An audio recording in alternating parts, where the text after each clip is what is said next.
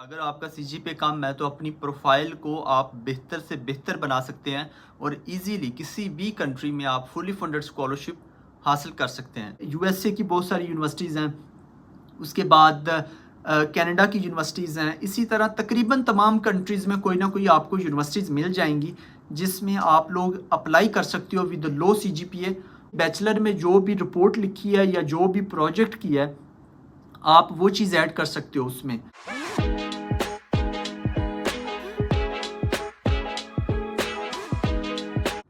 अस्सलाम वालेकुम। उम्मीद करता हूँ आप सब लोग खैरियत से होंगे। My name is Mohammad Mudassar and I am a PhD student. आज की वीडियो बहुत इंपॉर्टेंट है और इस वीडियो में मैं बात करूँगा कि अगर आपका सीजीपीए कम है तो क्या आप स्कॉलरशिप के लिए फुली फंडेड स्कॉलरशिप के लिए अप्लाई कर सकते हैं या नहीं कर सकते। उसके अलावा कौन से ऐसे स्कॉलरशिप्स हैं जिन पर आप लोग अप्लाई कर सकते हो अगर आपका सीजीपीए कम है। और उसके अलावा मैं आपको चंद टिप्स दूंगा कि किस तरीके से अगर आपका सीजीपीए कम है तो अपनी प्रोफाइल को आप बेहतर से बेहतर बना सकते हैं और इजीली किसी भी कंट्री में आप फुली फंडेड स्कॉलरशिप हासिल कर सकते हैं। और ये वीडियो ना सिर्फ उनके लिए इम्पोर्टेंट है जिनका सीजीपीए कम है, बल्कि जिनका सीजीपीए बहुत अच्छा है उनके लिए भी बहुत इम्पोर्टेंट है। वो भी अगर इन टिप्स को फॉलो करेंगे, अपनी प्रोफाइल और मज़ीद बेहतर बनाएंगे तो उनके जो फुली फंडेड स्कॉलरशिप के चांसेस हैं वो और भी ज़्यादा बढ़ जाएंगे। सो आज की वीडियो करते हैं शुरू। सबसे पहले अगर मैं फुली फंडेड स्कॉलरशिप्स को सीजीपीए की बेसिस पर कैटेगराइज करूं तो मेनली दो कैटेगरीज हैं फुली फंडेड स्कॉलरशिप की सीजीपीए की बेसिस पर। जो एक कैटेगरी है उसमें जब फुली फंडेड स्कॉलरशिप की अनाउंसमेंट होती है, एडवर्टाइजमेंट होती है, तो उसमें क्लियरली मेंशन होता है कि आपका इस स्पेसिफिक स्कॉलरशिप के लिए मिनिमम जो सीजीपीए है वो इतना होना चाहिए। फॉर एग्जांपल 3.5 या 3.7 और यूजुअली 3.5 होता है। और ये ज़्यादातर जो प्रोजेक्ट बेस्ड अपॉर्चुनिटीज़ होती हैं उनके लिए मेंशन होता है और बाज़ का जो यूनिवर्सिटीज़ हैं उनके लिए भी मेंशन होता है स्पेसिफिक सीजीपीए। और जो दूसरी कैटेगरी है उसमें जब स्कॉलरशिप अनाउंस होता है तो उसमें क्लियरली मेंशन नहीं होता कि आपका जो मिनिमम सीजीपीए है वो इतना होना चाहिए। तो आपने टारगेट करना है जो सेकंड कैटेगरी है। और जो मेजॉरिटी स्कॉलरशिप्स हैं फुली फंडेड स्कॉलरशिप्स वो कैटेगरी 2 में फॉल करते हैं। और जो कैटेगरी 2 है उसको अगर मैं फर्दर दो कैटेगरीज में डिवाइड करूं कि जो सेकंड कैटेगरी थी वो थी बेसिकली कि जहाँ पे क्लियरली मेंशन नहीं होता, और उसकी जो फर्दर दो कैटेगरीज हैं उनमें ये है कि पहली कैटेगरी ये है कि मेंशन तो नहीं है लेकिन सीजीपीए मैटर करता है। जिस तरह से जो इटली की यूनिवर्सिटीज़ है वहाँ पे जब इटली की यूनिवर्सिटीज़ का जो रिज़ल्ट जो एडमिशन की अनाउंसमेंट होती है तो उसमें एडमिशन रिज़ल्ट जब अनाउंस होता है तो उसमें अगर आप देखें तो क्लियरली उन्होंने जो आपके एकेडमिक जो आपका स्कोर है यानी कि जो सीजीपीए है उसके बाकायदा प्रॉपर जो है वो पॉइंट्स होते हैं, आपकी सीवी के पॉइंट्स होते हैं, इसी तरह बाकी डॉक्यूमेंट्स के भी पॉइंट्स होते हैं।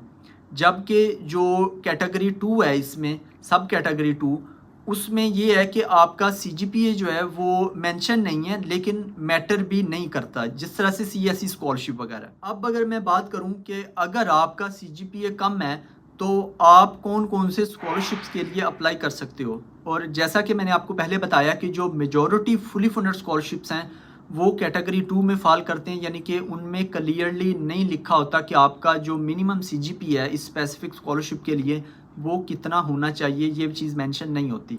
लिहाजा आप उन तमाम स्कॉलरशिप्स में अप्लाई कर सकते हो जिसमें सबसे पहला है कि आप इटली की तकरीबन तमाम यूनिवर्सिटीज़ में अप्लाई कर सकते हो।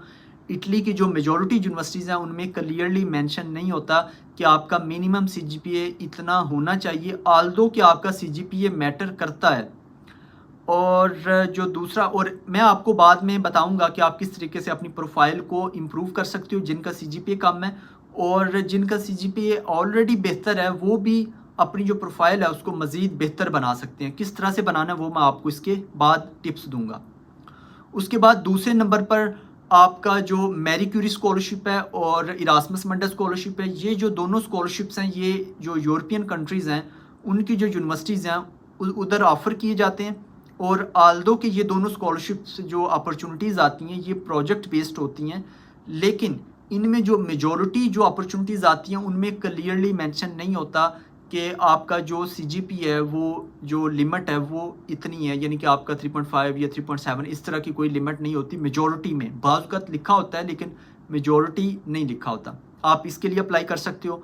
उसके बाद आपका जो सीएससी स्कॉलरशिप है चाइना का, चाइनीज़ गवर्नमेंट स्कॉलरशिप, उसके बाद ओपन डोर स्कॉलरशिप रशिया का जो कि अभी ओपन है। उसके बाद जो हांगकांग की स्कॉलरशिप्स हैं उनमें एक जो स्कॉलरशिप अभी ओपन है वो है कि हांगकांग पीएचडी फेलोशिप स्कीम है, इसमें भी आप लोग अप्लाई कर सकते हो।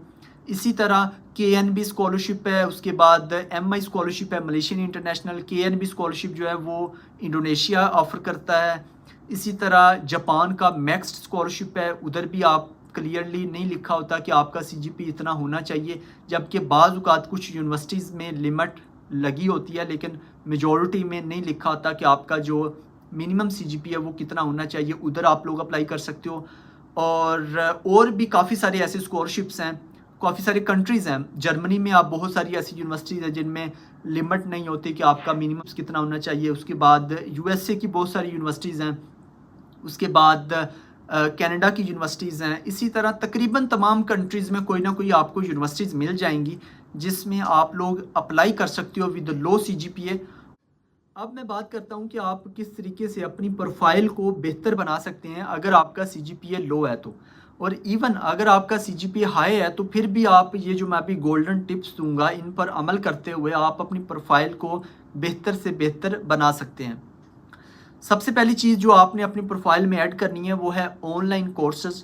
और आपने करना ये है कि अपना जो जिस भी प्रोग्राम के लिए आप अप्लाई कर रहे हैं उसके रेलेवेंट आपने ऑनलाइन कोर्सेज देखने। आप गूगल कर लें, आपको बेशुमार कोर्सेज मिल जाएंगे ऑनलाइन। आप चंद ऑनलाइन कोर्सेज करें, उसको अपनी प्रोफाइल में अपनी सीवी में ऐड करें। उसके बाद दूसरे नंबर पर सॉफ्टवेयर सीखें, उनको अपनी प्रोफाइल में ऐड करें। जिस तरह से एक सॉफ्टवेयर है आर जो है आजकल बहुत सारी फील्ड्स में अप्लाई हो रहा है, इवन फिज़िक्स, केमिस्ट्री, इकोनॉमिक्स, इसी तरह मेडिकल फील्ड में भी अप्लाई हो रहा है। और ये इसकी आप बेसिक्स वगैरह सीख लें। और बाकी तो आप चैट जीपीटी का यूज़ करते हुए उससे जो क्यूरी यूज़ होती है या कमांड यूज़ होती है वो आप उधर से भी ले सकते हैं, तो उसको आप ऐड करें। उसके अलावा एक आर्क जीआईएस है और उसके अलावा एनवी मैट है, ये दोनों मैपिंग के लिए यूज़ होते हैं। और अगर आपकी फ़ील्ड में ये चीज़ें यूज़ होती हैं तो आप लाजमी इनकी बेसिक्स सीख लें। बाकी आप यूट्यूब से या फिर चैट जीपीटी से आप इजीली सीख सकते हैं कि किस तरीके से इसको यूज़ करना है और इसको अपनी प्रोफाइल में लाजमी ऐड करें। इसी तरह और भी डिफरेंट सॉफ्टवेयर्स हैं, जिस तरह से स्टेटा है, एसपीएसएस है। इसी तरह जो भी आपकी फ़ील्ड के रेलेवेंट सॉफ्टवेयर है उसको लाजमी थोड़ा बहुत सीख लें। ज़रूरी नहीं है कि आप उसके एक्सपर्ट बन जाएँ, तो आप बेसिक सीख के उसको अपनी प्रोफाइल में लाजमी ऐड करें। ये आपका सेकंड पॉइंट हो गया। उसके बाद जो थर्ड पॉइंट है कि कोई ना कोई पब्लिकेशन आप ऐड कर सकते हैं अपनी प्रोफाइल को बेहतर बनाने के लिए। और कोशिश करें कि आप कोई ना कोई पेपर, और अगर आपने मास्टर्स किया तो आपने थीसिस किया होगा, अपने थीसिस में से कोई पेपर निकाल के वो किसी भी जर्नल में आप पब्लिश करें। और अगर वो भी नहीं कर सकते तो कोई छोटा मोटा आर्टिकल लिखें किसी न्यूज़पेपर में या किसी वेबसाइट पर, तो वो लिखकर उसका टाइटल, उसका लिंक वगैरह वो पेस्ट कर दें अपनी सीवी में, और ये भी एक प्लस पॉइंट होगा। और उसके अलावा बहुत सारे स्टूडेंट्स ये कहते हैं कि हमने बैचलर किया, हमारे पास तो कोई भी इस तरह की चीज़ नहीं है। तो आपने बैचलर में जो भी रिपोर्ट लिखी है या जो भी प्रोजेक्ट किया है आप वो चीज़ ऐड कर सकते हो उसमें, ये भी आपका रिसर्च में ही आएगा। या कोई भी आपने चीज़ लिखी है तो उसको भी आप ऐड करें, लाजमी ऐड करें, ये चीज़ें बहुत मैटर करती हैं। उसके अलावा चौथे नंबर पर आपकी जो एक्स्ट्रा कुरिकुलर एक्टिविटीज़ हैं ये भी बहुत मैटर करती हैं, तो वो भी लाजमी ऐड करें। आपको कोई अवार्ड मिला है, किसी सेमिनार में आप गए हैं, इसी तरह आपके पास किसी भी किस्म की कोई भी सर्टिफिकेशंस हैं तो वो लाजमी इसमें ऐड करें। ये चीज़ें बहुत इंपॉर्टेंट होती हैं। पाकिस्तान में तो शायद इतनी इम्पॉर्टेंट नहीं होती, लेकिन जब आप किसी और कंट्री में जाते हैं तो वहाँ पर ये चीज़ें बहुत मैटर करती हैं कि सोशली ये जो कैंडिडेट है ये कैसा है। उसके बाद अगर आपका सीजीपीए कम है तो आप लाजमी आईएलटीएस या जीआरई या दोनों लाजमी टेस्ट दें। अगर आप अमेरिका वगैरह अप्लाई कर रहे हैं तो जीआरई लाजमी दें, और अगर आप कोई और कंट्रीज़ में जहाँ पे जीआरई वगैरह कंपलसरी नहीं है तो वहाँ पे आईएलटीएस एटलीस्ट लाजमी दें। इवन अगर आप चाइना में भी अप्लाई कर रहे हैं तो आप कोशिश करें कि आप आईएलटीएस दें। अगर आपके पास आइट्स होगा तो आपके पास ये एक प्लस पॉइंट होगा कि मेरे पास आइट्स है। तो ये आप लाजमी दें अगर आपका सीजीपीए कम है, और इवन अगर आपका सीजीपीए अच्छा भी है और अगर आप यूरोप में या अमेरिका वगैरह में अप्लाई करना चाह रहे हैं तो आप फिर भी आइट्स वगैरह लाजमी दें। ये आपकी प्रोफाइल को बहुत बेहतर करेगा और ये आपका एक प्लस पॉइंट होगा। आपकी जो लो सीजीपी है उसको भी कवर करेगा, और अगर आपकी अच्छी सीजीपी है तो उसको मज़ीद आपकी प्रोफाइल को जो है वो बेहतर बना देगा। और इसके बाद, और ये एक प्रो टिप है जो मैं अभी आपको बताऊंगा, और वो ये है कि आप जिस कंट्री में अप्लाई करना चाह रहे हो आप उसकी लैंग्वेज का कोर्स कर लो। जिस तरह से अगर आप चाइना में अप्लाई करना चाह रहे हो और चाइना के अगर आपको चाइनीज़ आती है, बेसिक आती है, आप अपना इंट्रोडक्शन वगैरह दे सकते हैं चाइनीज़ में। और अगर आपका इंटरव्यूअर कोई चाइनीज़ प्रोफेसर है, आपका इंटरव्यू करता है, आप उसको चाइनीज़ में आप बात करते हो, तो मैं आपको गारंटी के साथ कहता हूँ 100% आपका एडमिशन कन्फर्म है।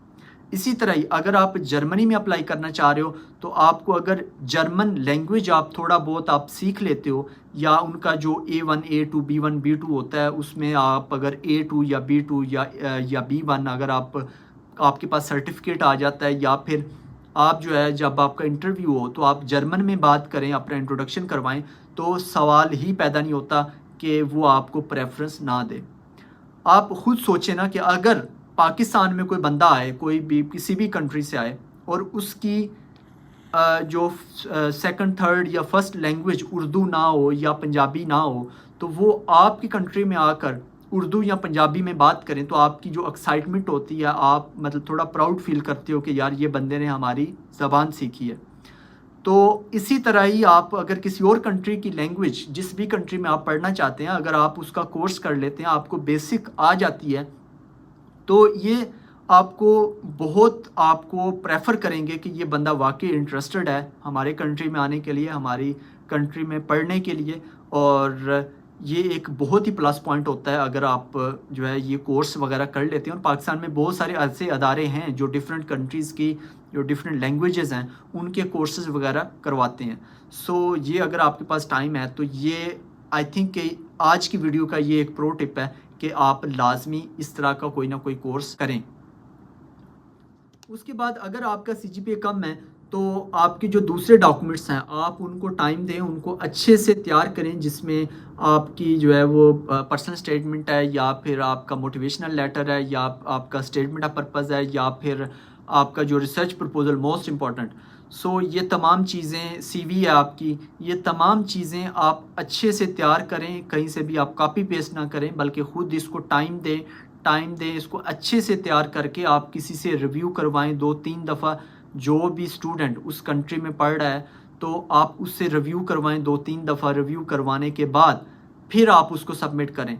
तो अगर आपका सीजीपीए कम है और ये जो डॉक्यूमेंट्स आपके अच्छे होते हैं तो आपकी सीजीपीए जो है वो इसको कवर कर सकते हैं। फिर आप सबमिट करेंगे तो आपके काफ़ी हाई चांसेस होंगे आपके एडमिशन के, आप अच्छे कंट्री में अच्छा स्कॉलरशिप विन कर सकते हैं।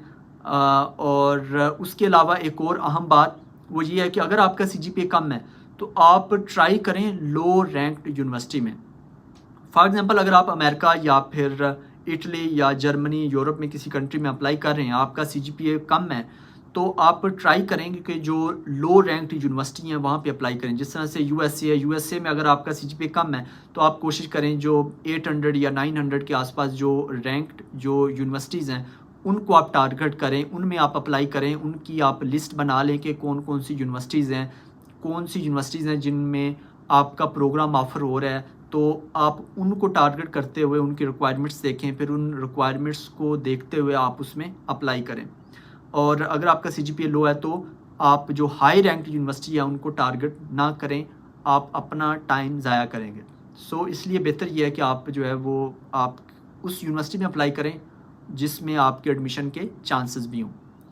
सो ये तमाम चीज़ें थी जिनको आपने मद्देनज़र रखना है, जिनको आपने अप्लाई करना है। अगर आपका सीजीपीए लो है तो आप जो है, मतलब ये कि इनको अगर मैं कंक्लूड करूं तो उसमें यह है कि आपने अपनी प्रोफाइल बेहतर करनी है। अगर आपका सीजीपीए लो है तो दूसरी चीज़ें आपने अपनी जो हैं वो इम्प्रूव करनी है। इवन आप इटली में भी अप्लाई कर रहे हो तो आपने जो अपनी जो दूसरे डॉक्यूमेंट्स हैं उनको आपने इम्प्रूव करना है।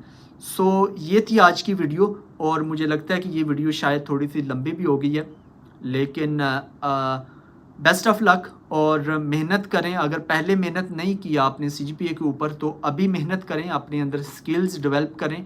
अभी टाइम है आपके पास। उसकी वजह यह है कि आने वाले दिनों में स्कॉलरशिप्स जो है उसकी अनाउंसमेंट स्टार्ट हो जाएगी, और जो यूएसए है उसमें जो यूनिवर्सिटीज़ की डेडलाइन होती है वो दिसंबर जनवरी से लेकर मार्च अप्रैल तक, मेजॉरिटी यूनिवर्सिटीज़ की, वैसे तो उसके अलावा भी होंगी, लेकिन मेजॉरिटी यूनिवर्सिटीज़ की नवंबर दिसंबर जनवरी फरवरी ये 3-4 महीने होती है।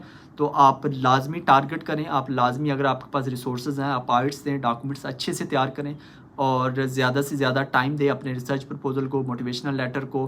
तो ये तमाम चीज़ें बेहतर करें।